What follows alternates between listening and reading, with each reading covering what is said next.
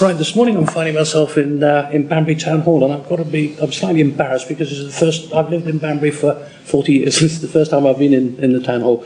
But sat opposite me, I'm delighted to say, is Chef Rosemary Shrager. Welcome to Banbury. I gather it's your first time here. It certainly is. We've given you a little souvenir to take back. I know, how exciting it is. Beautiful. Excellent. Lovely, lovely. Banbury original Banbury cakes. Never had them. Looking forward to that. Good, excellent. What I really wanted to ask you, because you're known as a great teacher, is teacher the right word?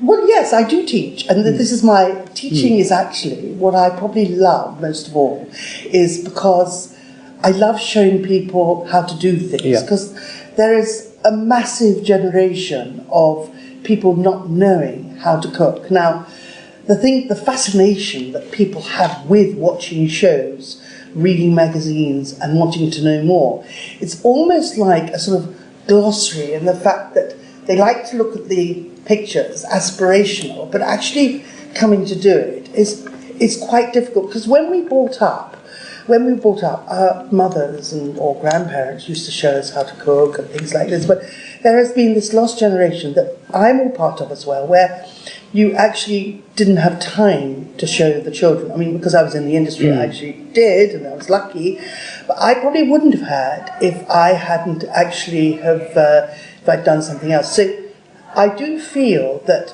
people are fascinated with how people do it, but some people will start doing knife work. Some people will start to actually learn how to cook from watching TV programs. But what I do feel is there is a huge generation who just can't do it. Where do we go wrong? Because do they still do domestic? We used to call it domestic science in the old days. Do they still? Is domestic science still on the curriculum at schools? Do they still? Definitely, yes, they do. There's a lot of theory going on, which I think is also important. But I think practical cooking is really what it's all about, because you learn as you go along. You learn how to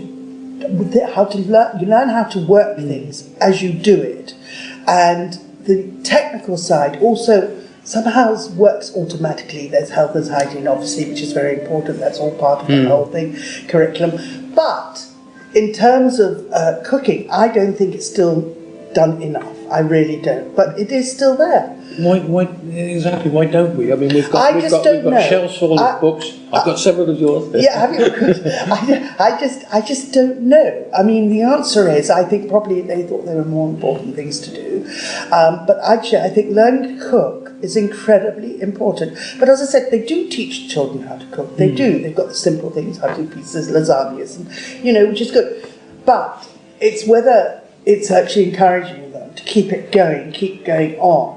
And sometimes, I know this sounds a bit crazy, but sometimes too much theory can put them off and actually put them down another avenue, saying, I can't be bothered with this, which is such a shame.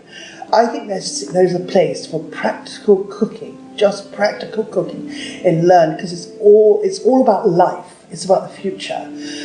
And also it's about learning about seasonality, it's learning about how to prepare a vegetable, how to prepare whatever it is, just in preparation. And you somehow never forget that as a child. When you're taught, your teacher taught you how to do that, and you don't do it. And although I'm saying they do it, but they don't do it enough, in my book. Because some of the cookery programs now have taken it to the level that we will never do domestically. You look at Master Chef and stuff like that. In your new program, you've brought it sort of not back down to grassroots. Yes. Well, what I'm hoping, one of the things in the new program, because I think cooking as a family is incredibly important. Eating as a family, cooking and then eating, sharing. I think it's all about sharing. And I think that's when conversations happen as well. And also that's when people eat the food as well, because they know how it's progressed and how it's happened, the process of everything. And I think on every level, it is important. And I think this new show, and this is not about advertising the show, but what I'm hoping is that people will see actually people cooking with a family. It's joyous, it's fun, it's funny. It's fascinating. I mean, the diversity, and also what I love about this program is the diversity of the food, the whole, I'm learning something. These are British people. They come from all over the world, but they're British. It's part of our British culture. Yes. And we need to learn more about this. And I am a culprit to not, because I've been brought up coincidentally British, in inverted commas, which is wrong, because we're not that. We're cosmopolitan now. It's about diversity, differences in life. But we're all British together, so we should learn. And I love that side of it. I love the side. You're quite passionate about it. I actually am very passionate about it because, like it or not, we're here. We are a diverse society, and we need to stick with this diverse society and embrace it on every single level. No, you look at the ingredients, not the ingredients that we can just buy now, but we're growing stuff that we would never have grown. Well, we have these wonderful, availability from all over the world of growing all these different, as I say, vegetables and things. And in fact, the world is so small now, it's all about weather, to be honest with you. Whether you have a little micro garden, you know, which is, you can do a little sort of subtropical planting going on, or whether you're in an orchard in Kent, or wherever you are. You can find something diverse that you can do within that garden. And I just feel that we should be embracing it. So actually working with all these lovely people, and they are really wonderful contestants, I have learned so much. You're still learning. You're not just teaching, you never do stop learning. You never stop learning. The moment you start learning, you might as well give up. You know, you don't know it all. Nobody knows it all. I'll be learning till the day I die. And that is what is exciting about cooking, about life. Now, if we go back to the question saying, you said to me about how people, you know, that their generation, that people don't cook so much today. The problem is they see cooking as aspirational. But I think what is happening today is, because it's now down to basic cookery rather than fine dining. Everybody was impressed fine dining will go there. But if people are going to learn to cook, it needs to be accessible. Sure. We need to be accessible, that people can do it at home, where people can feel, God, I can do that. That is great. I can really do that. And that's how we're going to encourage people to cook, is actually make it accessible, tasty, exciting, and make people want to do it when they go away. And that's the only way we'll do it. Yeah, I mean, I popped into Tesco's yesterday, and it's a little bit sad because there's all this lovely produce, but the biggest aisles are the ready prepared meals. Yeah. And that's. I interviewed another chef a year or two ago, and I asked him what was his favourite bit of equipment, and he said the table. And he said it's the most underused piece of equipment in any kitchen or house. I would agree with that, because a lot of people eat off their knees in front of the telly. Now, watching your programme. now the problem is, the problem is, if people do that, then they're not engaging in conversation. No. The wonderful thing about food is that food is a vehicle to bring people together. Oh, very much so.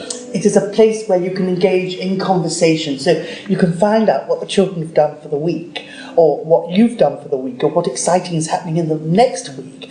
But you can just, it's all about relationships and building relationships, and you do that round a table. That's when you do it. You don't do it. It's a common thing with all of the chefs. Yeah. You don't do it standing up. You don't doing something else. You concentrate on what's going on, and the only thing that can do that is the table. One last question, because I know you've got to go and do some work. But what's Rosemary Shrager's favourite meal? I know it's a question you've probably been asked 100 times. What does Rosemary Shrager cook for herself? That's interesting. Now that's another question that people don't ever ask me. Oh, good, I'm pleased about that. No, because normally it's what's my favourite meal with the family. What does Shrager? Yes, okay, we'll go back. What does Rosemary Shrager cook for herself? Do you know what I love? I tell you, I love. Now wait for this. I love crispy bacon, fried up with a tin of baked beans into the crispy bacon, and then put into baked potato.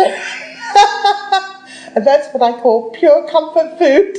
That's interesting, because I will cook bacon in the frying pan. I don't let it go too crispy, but when it's nearly ready, I then tip the beans into the frying pan and cook that in the bacon juices. That's what. That's exactly what you do. But you leave the bacon in. Yeah. Always leave the bacon in. And then say, oh gosh, But going back to just to recap on My mother's from French North Africa. She came over at the end of the war with my dad. Okay. She learned to cook from her mother. Yes, you see. And again, Yes, I know it's a cliche, and the story's been told thousands of times. When I was a little boy, I was being sent up to Boots to buy the olive oil in Little, because that's the only place you could buy it. And I learned to cook. Yeah, I'm a reasonable cook. Yes. Yeah. And I learned from watching my mother. Oh, that's interesting. But when I say to you, do you love cooking? Oh, very much so. Well, you see, that's the key as well. Yeah. Because I think you've got to enjoy doing it. Because there are a lot of people, and why should they? They don't enjoy doing it. But I don't. One of the things, if you, I mean, I did a really nice meal last night, but once I've cooked the meal, I actually then struggle to eat it. I get the pleasure of cooking it, I get the pleasure of putting it in front of my wife or my family or my friends, but then, I'd rather sit and watch them, Mind you, I'm picking all the time. But you see, that's a giver. Chefs, cooks are givers. Yeah. You will find the cooks who really are passionate about cooking is they want to share it with everyone, and that's totally normal. What you do is normal. Oh, excellent. So that's not a normal. But you know what? I'd start enjoying the food if I was you. I think you enjoy it as much as they I'm really pleased I found anybody else. For years, I wait till nobody's looking. I thought it was really a bit of a Philistine. No, that's normal. Good. Very normal. Okay. Rosemary, I'm very grateful for your time. I know it's a busy day. Are you going to have a chance to wander around after? I certainly am. This is, the one thing I love. It's terrific. I've been to, as you probably have, quite a few food festivals. Yeah. This is terrific. Well, I love food festivals because this is an opportunity where you can get to meet local people, but also find some really great produce, and also that you could use. I mean, I found some wonderful stuff there going around the festivals and doing things. It is fabulous. So you always sort of find something that could be useful. I've got a wonderful product which I love is sunflower oil. Oh yes, which is delicious. So, but this is really special stuff. And then we've got the I love the Yachty vinegar. Oh yes, yeah. I love Yachty vinegars. I mean, really, really delicious again. All sorts of things. Great stuff. I've been and I think, all those sort of things. I think it's really. It's pumpkin oil. Sorry, I said something like pumpkin oil. It is the most delicious thing you could ever have. Pumpkin oil. Oh my God. Go and say hello to Paul Barlow here on Cotswold Baking. His cakes are terrific. Okay. And then there are two ladies. I think she's from Rosemary. The Supper Circle. They've opened a little pop-up restaurant. Okay. And but there's just so much out there to see. Well, that's it. So I'm going to go. Nobody's selling Banbury cakes. I can't believe it. Oh, well, that's a shame. So you've got this locally from an old... I buy them. Well, they're made in Shipping Norton, but I live in a little village just north of Cropperty, and they sell them in the village shop to all the people on the canal boat. So special. Well, I shall embrace it. I might even try and make them myself. No, well, certainly not. Well, if you can't make them, there's no hope for any of us. Rosemary, I'm very grateful. Thank you for your time. Thank you very much.